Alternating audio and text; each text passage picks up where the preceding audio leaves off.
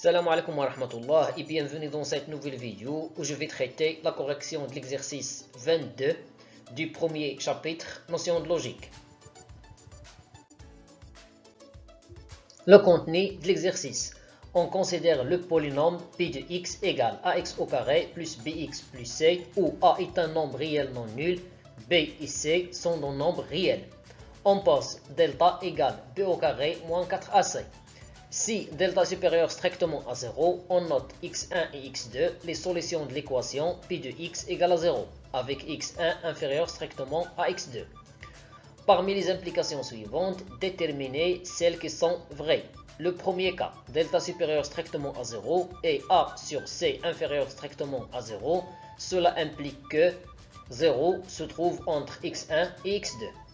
La deuxième implication, delta inférieur strictement à 0, implique que, quel que soit x appartienne à R, a fois pi de x inférieur strictement à 0. Le troisième cas, x1 plus x2 égale à 0, implique que b égale à 0. Le quatrième cas, c égale à moins 1 et delta égale à 0, cela implique que, quel que soit x appartienne à R, a fois pi de x est inférieur ou égal à 0. Le dernier cas, il existe alpha appartient à R, il existe bêta appartient à R, tel que P de alpha fois P de bêta inférieur strictement à 0 implique que delta supérieur strictement à 0. Commençons par le premier cas. Delta supérieur strictement à 0 et A sur C inférieur strictement à 0, cela implique que 0 compris entre x1 et x2 strictement. Comme delta est supérieur strictement à 0, alors l'équation pi de x égale à 0 admet deux solutions réelles différentes. Sont moins b moins racine carrée de delta sur double A et moins b plus racine carrée de delta sur double A. On a x1 fois x2. x1 et x2 sont les solutions de l'équation pi de x égale à 0. Égale moins b moins racine delta sur 2a fois moins b plus racine carrée de delta sur double A. Avec x1, c'est la solution la plus petite entre ces deux solutions et x2 c'est la solution la plus grande, cela d'après les données de l'exercice. Ici on va utiliser le nominateur fois le nominateur et le dénominateur fois le dénominateur. On obtient cette expression. Le nominateur s'écrit sous la forme de l'identité remarquable numéro 3, x moins y fois x plus y égale x au carré moins y au carré. Moins b tout au carré, c'est b au carré. Moins racine carrée de delta au carré, c'est moins delta. 2a fois 2a, ça fait 2a tout au carré, c'est-à-dire 2 à la puissance 2 fois a à la puissance 2. Delta, c'est b au carré moins 4ac. J'ai utilisé cette expression entre parenthèses, puisque delta est précédé d'un signe moins. Alors ici, on va éliminer les parenthèses, donc on doit changer le signe de chaque terme. On obtient moins b au carré plus 4ac. Et le dénominateur, c'est 4a au carré. b au carré moins b au carré, c'est 0. Alors il nous reste 4ac divisé par 4a au carré. a au carré, c'est a fois a. Alors on va simplifier par 4a. Donc il nous reste c sur a. Alors x1 fois x2 égale à c sur a. Comme a sur c inférieur strictement à 0, alors x1 fois x2 inférieur strictement à 0. Car x1 fois x2 égale à c sur a, l'inverse de a sur c. Et comme d'après les données, x1 inférieur strictement à x2, cela implique que 0 compris entre x1 et x2 strictement. Il en résulte que delta supérieur strictement à 0 et a sur c inférieur strictement à 0 implique que x1 inférieur strictement à 0 inférieur strictement à x2 est une implication vraie. Le deuxième cas, delta inférieur strictement à 0 implique que, quel que soit x appartient à R, a fois px est inférieur strictement à 0. On a delta inférieur strictement à 0 implique que le signe de px égale à ax au carré plus bx plus c est celui de a sur R. Ce qui implique que le signe de A fois P de X est celui de A au carré sur R. C'est-à-dire que, quel que soit X appartienne à R, A fois P de X est supérieur strictement à 0, puisque A carré est supérieur strictement à 0. Et l'on résulte que delta inférieur strictement à 0 implique que, quel que soit X appartienne à R, A fois P de X inférieur strictement à 0 est une implication fausse. Car ici, on a trouvé qu'il est supérieur. Ici, il est inférieur strictement. La troisième implication. x1 plus x2 égale à 0 implique que b égale à 0. On a x1 plus x2 égale à 0 implique que moins b moins racine carrée de delta sur double A plus moins b plus racine carrée de delta sur double A égale à 0. x1, c'est la solution la plus petite entre ces deux solutions. Cela d'après les données d'exercice. Après, on va utiliser une seule fraction. Alors, moins b moins racine carrée de delta, plus moins b, c'est moins b, plus racine carrée de delta, c'est racine carrée de delta. Tout divisé par 2a égale à 0. Après, on va simplifier par racine carrée de delta. Elle nous reste moins 2b sur 2a. Moins b, c'est moins 2b. Alors, moins 2b sur 2a égale à 0. Après la simplification par le nombre 2, alors elle nous reste moins b sur a égale à 0. Une fraction égale à 0 si seulement si le nominateur égale à 0. Ce qui implique que b égale à 0. Et l'on résulte que x1 plus x2 égale à 0 implique que b égale à 0 est une implication vraie. Le cas suivant, c égale à moins 1 et delta égale à 0 implique que quel que soit x appartienne à R, a fois pi de x inférieur ou égal à 0. On a delta égale à 0, donc b au carré moins 4ac égale à 0. C'est-à-dire que b au carré égale à 4ac. J'ai déplacé moins 4ac vers le deuxième côté.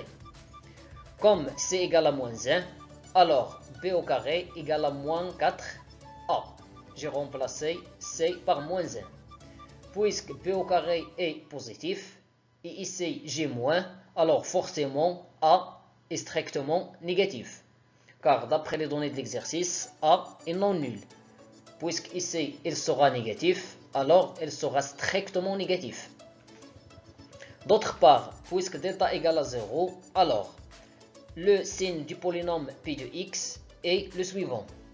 Il s'annule en moins b sur double a, car delta égale à 0. À droite et à gauche de la racine, il a le signe de a. On a dit que a est strictement négatif, alors moins, moins.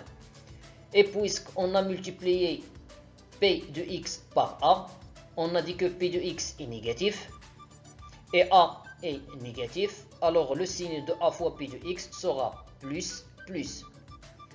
Donc, d'après le tableau, on a, quel que soit x appartienne à R, a fois pi de x est supérieur ou égal à 0. Cela implique que cette implication est fausse, car ici on a inférieur ou égal à 0. Le dernier cas, il existe alpha un nombre réel, il existe bêta un nombre réel, tel que p de alpha fois p de bêta inférieur strictement à 0. Cela implique que delta supérieur strictement à 0. Tout d'abord, on a la forme canonique du trinôme p de x égale ax au carré plus bx plus c est donnée par la formule suivante. Ax au carré plus bx plus c égale a multiplié par x plus b sur double a tout au carré moins delta sur 2a tout au carré. Donc, p de alpha égale a multiplié par alpha plus b sur double a tout au carré moins delta sur 2a tout au carré. J'ai remplacé x par alpha. Même chose pour p de bêta. P de bêta égale a fois bêta plus b sur double a tout au carré moins delta sur double a tout au carré. Par suite, p de alpha fois p de bêta égale à cette expression. Voilà p de alpha et voilà p de bêta. Après, on va effectuer le développement. A fois A, c'est A au carré. Après, alpha plus B sur double A tout au carré fois bêta plus B sur double A tout au carré. Plus ou bien moins delta sur double A tout au carré fois alpha plus B sur double A tout au carré. Le voilà. Après, moins delta sur double A tout au carré fois bêta plus B sur double A tout au carré. Et le dernier terme, moins fois moins, ça fait plus. Et ici, le même terme, alors on obtient delta sur double A tout au carré.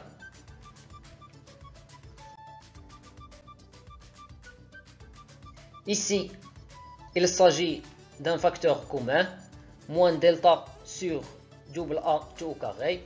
Alors, factorisons par ce facteur. Donc, on obtient moins delta sur 2A tout au carré multiplié par alpha plus B sur double A tout au carré plus bêta plus B sur double A tout au carré. On sait que P de alpha fois P de bêta est inférieur strictement à 0. Cela implique que cette expression est inférieure strictement à 0. C'est-à-dire A au carré multiplié par alpha plus B sur double A tout au carré fois bêta plus B sur double A tout au carré moins delta sur double A tout au carré multiplié par alpha plus B sur double A tout au carré plus bêta plus B sur double A tout au carré plus delta sur double A tout au carré est inférieur strictement à 0. Puisque A au carré est supérieur strictement à 0, alors il nous reste cette expression est inférieure strictement à 0. La voilà. Après, je vais déplacer moins delta sur double A tout au carré multiplié par alpha plus B sur double A tout au carré plus bêta plus B sur double A tout au carré vers le deuxième côté. Alors on obtient alpha plus B sur double A tout au carré fois bêta plus B sur double A tout au carré. Ce terme plus ce terme delta sur double A tout au carré est inférieur strictement à cette expression. Delta sur double A tout au carré multiplié par alpha plus B sur double A tout au carré plus bêta plus B sur double A tout au carré. Puisque ce terme est positif, ce terme l'est aussi, ce terme l'est aussi, cela implique que delta sur double A tout au carré, tu multiplies par alpha plus B sur double A tout au carré, plus bêta plus B sur double A tout au carré, c'est-à-dire cette expression est strictement positive. Puisque alpha plus B sur double A tout au carré, plus bêta plus B sur double A tout au carré supérieur ou égal à 0. Cette expression est A ou bien double A tout au carré est strictement positif. Alors cela implique que delta sera strictement positif.